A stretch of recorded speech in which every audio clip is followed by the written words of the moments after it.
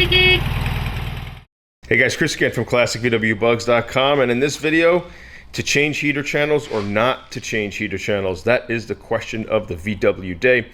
Hey guys, if you like this content, please be sure to like, subscribe, and hit that notification bell, and I'll be bringing you VW content like this each and every week. So here we have a 1964 Volkswagen Beetle sedan that was sent to our shop this past weekend to do some work. We're going to get some body work going on this car and some chassis work. So the client sent this over to me, and he thinks he's going to have to change the heater channels. Now, changing heater channels on a Beetle is a job. You got to have some skill to do this job. You got to have some good, cutting and welding skills, bracing of the car, of course, because once you take those heater channels out, this car can kind of bend and flex, which you got to be careful of. So what we have here is the 64 Beetle. Now, off the bat, the rockers panel here, as you can see down in the lower quarter areas there, it looks a little crunchy. It looks like there's some Bondo there as I get a little bit closer. But the fastening panel itself all the way up to the front does not look that bad. Again, you're never going to really know the true condition of these heater channels, or the car itself for that matter, until you media blast the car.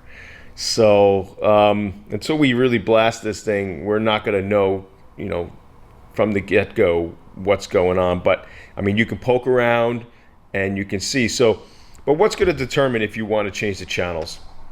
Yeah, that crust alone down in the lower quarter might, just set you off and say, oh, I want new heater channels. But let's bear in mind too, getting new heater channels today, it is aftermarket. A lot of them don't line up perfectly. I've had situations where we've gotten some of the best channels that are out there, and they don't want to line up with then the floor pan. Or you go with a cheaper channel and it's just the metal's thin. The situations like that in today's day. It's unfortunate there's not a perfect scenario, and most of the channels that are on the standard market today are not year specific. So you just got to look out for that. But for the most part, they sell the patch sections for heater channels.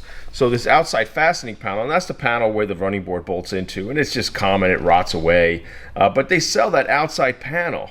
So if you just wanted to get that, you could. All right, so now if you have rot in your lower quarter here, which is very common as well, it starts, lurching up into this area, they sell this panel, which is kind of triangular shaped, okay, and it comes from here, it gives you the bolt holes even for your fender, and even comes down and gives you part of that fastening panel. So you could get away with just that. If your heater channels on the bottom part have holes in them, or they're rotted away, they sell that panel that just welds to the bottom. What makes me want to change the heater channel is if it's rotted all around.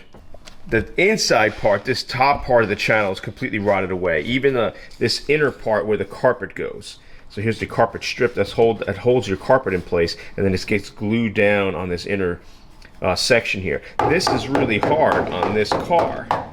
So if I focus on the other side, you see that side too. This section actually looks pretty good. So to me, and even like the door pillars, the A pillar and the B pillar on this car are not crusty. They're not all, shot or really rusted out. Like if I come down here, this actually looks pretty good. It looks like factory weld there. And same on this side. Let me get that rope out of the way. That looks okay. Again, I don't know who was in here work-wise, so this got to have to be blasted. I mean, this might open up Pandora's box, and then you start seeing. But for the most part, as of right now, and even when I go up by the heat duct here, or where the heat comes out of the vent, usually that's really rotted too. But it's not. So this would make me say, all right, we can patch the channel. And then, when you take the bottom plate off of the heater channel, then you can look inside, and if you want to get in there with a wire wheel or media blast inside the channel to get rid of the rust, and then pre-coat or coat the rust in there to stop it, put a rust inhibitor in there, you could do that. I mean, I've heard guys put POR in there and they paint it up and then they weld the bottom plate on. So, give you a little security there. So You know, that's my stance on heater channels. If you start seeing gaping holes in here and on inside here, this is all rotted away, and you can crush this by hand, and it sounds like, you know, you're busting up, you know, dried leaves or something, then yeah, you got to go with new heater channels. But again, it's a job to do, and it's not cheap either. So if you have to hire it out, you know, it's something you have to consider. But that's kind of my stance on heater channels. I mean, until we media blast the car, you're not going to truly know.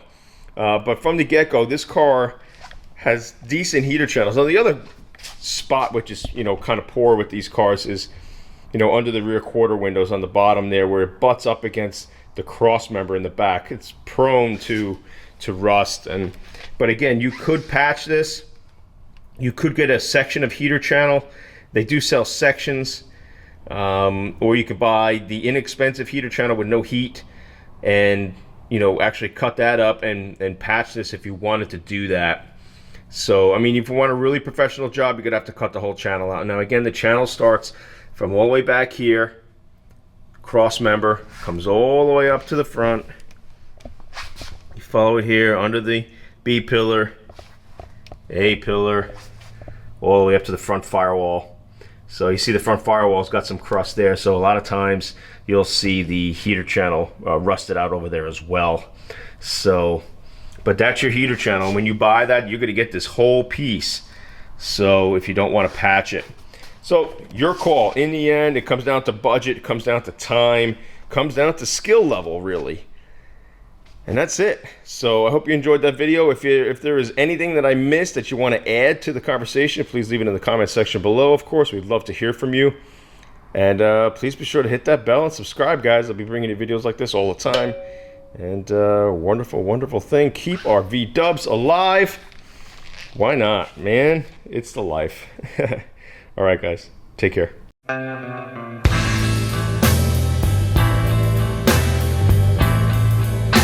Beep beep.